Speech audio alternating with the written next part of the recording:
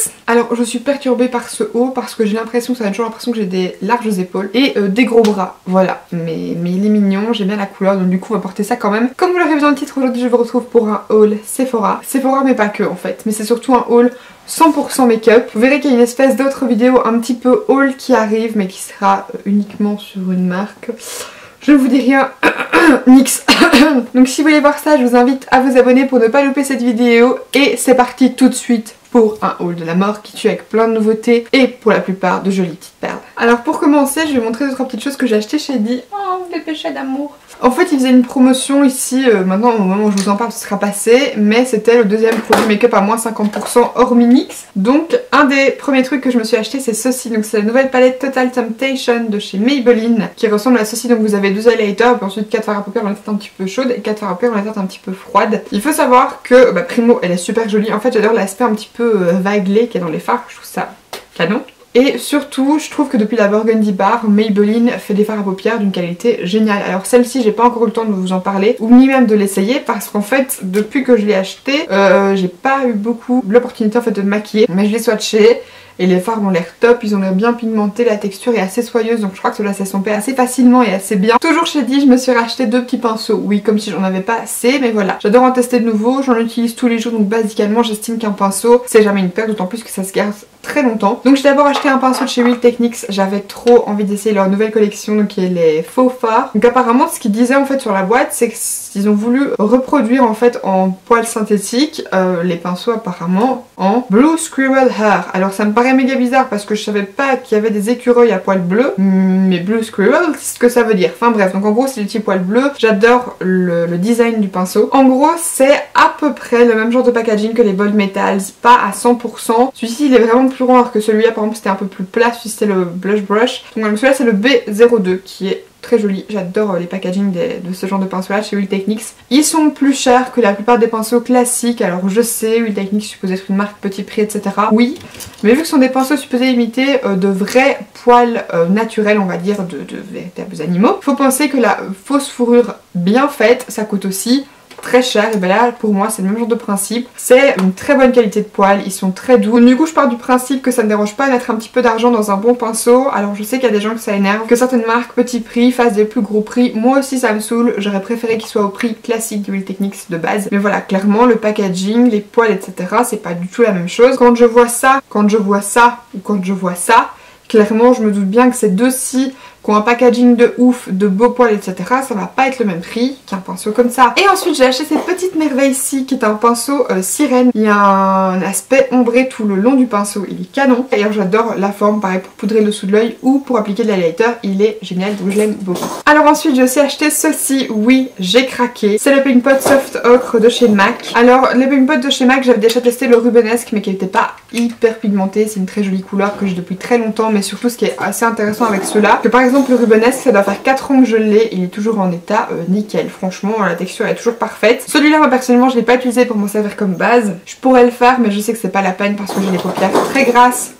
Du coup ça tiendrait jamais convenablement, j'ai l'impression que je dois gueuler pour cacher le bruit mais ça va juste vous saouler je pense. Je voulais surtout l'acheter pour en faire des cut crease en fait. J'adore faire des cut crease en ce moment, c'est pas ce que j'ai fait aujourd'hui, mais je vous en ai fait un pour la Saint-Valentin et je vous en ai fait un aussi dans mon dernier tutoriel un petit peu vieux, donc voilà je vais le mettre aussi dans le petit si jamais ça vous intéresse. Alors ensuite j'ai passé une petite commande sur le site de Lime Crime parce qu'il y avait ceci. Oh mon dieu, est-ce qu'on peut parler de cette merveille? C'est la palette Venus XL de chez Lime Crime. J'en peux plus, aidez-moi, je fais un mental breakdown, j'en peux plus. Et je l'aime, il est tellement beau. Ils avaient déjà sorti 2 palettes pour les yeux, donc qui sont du coup les Venus, la Venus 1 et la Venus 2 que je trouvais pas mal. Quand je ne parle plus, il décide d'arrêter de faire du bruit, mais dès que je reparle, il faut qu'il s'excite. Et en gros, ils viennent de sortir celle-ci, donc qui est une grande version. Sauf que le packaging est bien mieux fait parce que les petites sont assez épaisses. Ici, c'est un petit peu épais, mais pas catastrophique. Vous avez un grand miroir. Je n'ai pas retiré d'ailleurs le plastique. Et en gros, il ressemble à ceci. Le packaging est magnifique. Vous avez dedans 18 fards et franchement, question prix, c'est top. Parce que Lime Crime, si vous ne le savez pas, c'est une marque cruelty free et vegan. Et la palette ici, énorme comme elle est, avec de super chouettes fards d'une super bonne qualité, est en euros à 45 €. En sachant que le prix contient du coup les frais de douane, de taxes, etc. Vu que sur Lime Crime, vous ne payez plus de taxes en fait, ni de douane. 45 € pour cette merveille. D'autant plus qu'une de mes amies avait un code de 20%. Donc du coup, je l'ai payé, ouais, 36 € quoi. Pour ça. Pour ça. pour 18 fards d'une super bonne qualité dans les teintes vraiment top. Je me suis déjà maquillée avec, elle est géniale. Les fards sont pas trop poudreux, ils s'estompent très bien, ils sont méga pigmentés, j'adore et le packaging est super, d'ailleurs on est un peu accordé avec mon t-shirt. Mais une des raisons pour lesquelles je voulais passer commande, c'était pour ça. Ce sont en fait les Diamond Crusher. Donc moi ce que j'ai fait c'est que je les ai achetés en mini sous forme de bundle. Donc ça arrivait dans un petit emballage comme ça un peu façon bonbon ou cracker de Noël. C'était à peu près le même style. Et en gros moi j'ai acheté les petits bundles où vous aviez 3 teintes et j'ai acheté le bundle de bundle. Donc en gros il y avait 3 petits bundles comme ça. Donc vous aviez le bundle Gold qui contient la teinte Dope, Cleopatra et Elite qui sont 3 super jolies teintes dans des tonalité dorée. Vous aviez ensuite le bundle Glinda qui contenait donc ces 3 couleurs-ci. Pink Pearl, Choke et Acid Fairy. Donc ces 3 teintes un petit peu rosées, sauf la première qui est vraiment un blanc perlé. Et vous aviez le bundle Unicorn qui contenait la couleur Unicorn, Unicorn Queen et Black Unicorn. Et franchement ça s'applique méga bien. Ça me fait un peu penser à l'effet des Stila Magnificent glitter, quelque chose, enfin bref vous avez compris ce dont je parle, qui sont en gros comme des paillettes mais sous format liquide. Ben là ça me fait un peu penser au même style. De base Diamond Crusher c'est fait pour être utilisé sur les lèvres mais ça fonctionne très bien sur les yeux. Je sais que Diamond Crime a sorti des Diamond Dew qui sont en gros basiquement la même chose que Diamond Crusher mais là vraiment fait pour les yeux. Moi personnellement j'ai jamais eu de problème, j'ai pas la peau plus sensible que ça et ça m'est déjà arrivé très souvent d'utiliser des rouges à lèvres ou des produits à lèvres sur les yeux sans jamais avoir de soucis. Après si vous savez que vous avez des yeux qui réagissent très fort, prenez plutôt les Diamond Dew qui sont faits pour être utilisés sur les yeux. Maintenant si vous avez des yeux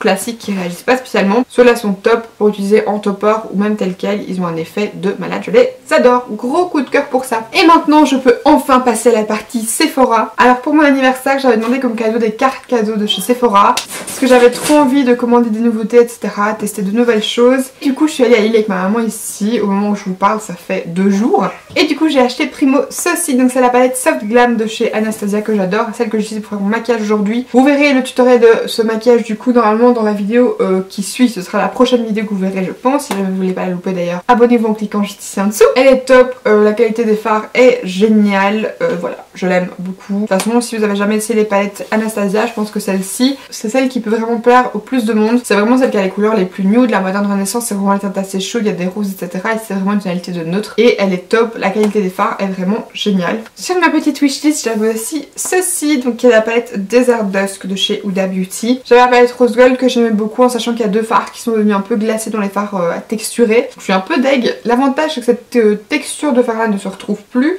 Vous avez un petit doublon vu que le fard angélique se trouve aussi dans la palette Rose Gold. Personnellement ça me dérange pas parce que c'était mon fard préféré dans cette palette là. Voilà c'est une très jolie palette aussi, elle est un peu plus chère que les autres.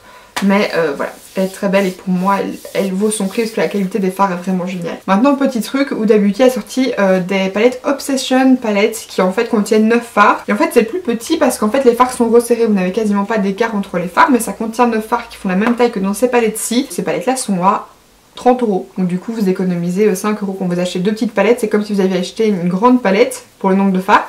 Ce que vous économisez 5 €. Donc voilà, si jamais vous voulez plutôt vous diriger vers des peut-être plus petites palettes, il y a les Obsessions qui ont l'air aussi très bien. Apparemment c'est le même genre de qualité excellente. Donc ensuite je me suis pris ceci, pareil, je vous teste en fait une bonne partie de ces produits dans mon prochain tutoriel donc je vous invite vraiment à rester connecté. C'est la poudre Peach Blur de chez Too Faced, donc de leur nouvelle collection Peaches and Cream. J'avais trop envie d'essayer la version libre en fait de cette poudre entre guillemets, enfin c'est pas vraiment la même puisque c'est pas une version blur. Mais il est en rupture de stock donc du coup j'ai pris celle-ci, le packaging il est vraiment genre trop mignon. Ça sent bon mais ça sent pas aussi fort que ce à quoi je m'attendais. Mais la poudre est vraiment superbe, elle paraît rosée, que ça ressemble un petit peu en blush en fait vu comme ça. Mais ça l'est pas du tout, c'est vraiment une poudre, j'adore l'utiliser au niveau de mon nez.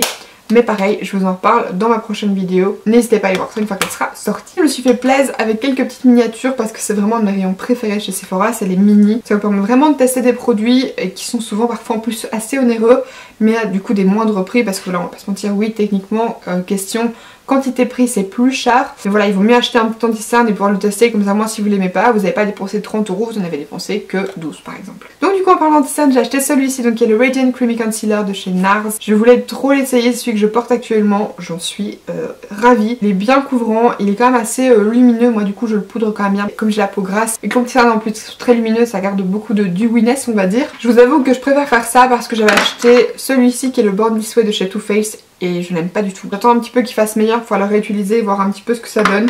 Mais pour le coup, c'est pour ça que celui-là, comme il est très onéreux, je préférais vraiment le tester en mini. Et là, maintenant que je sais que je le kiffe, je me dis que je pourrais éventuellement me diriger vers un full size, mais là, en tout cas, il est génial. Et en plus, si vous avez beaucoup de maquillage, que vous voulez tester beaucoup de trucs, les mini, c'est vraiment trop pratique, ça coûte moins cher. Ça vous permet de jongler et au moins, vous n'avez pas de produit du coup qui reste et que vous risquez de perdre parce qu'il devient mauvais, vu que là, c'est des mini versions.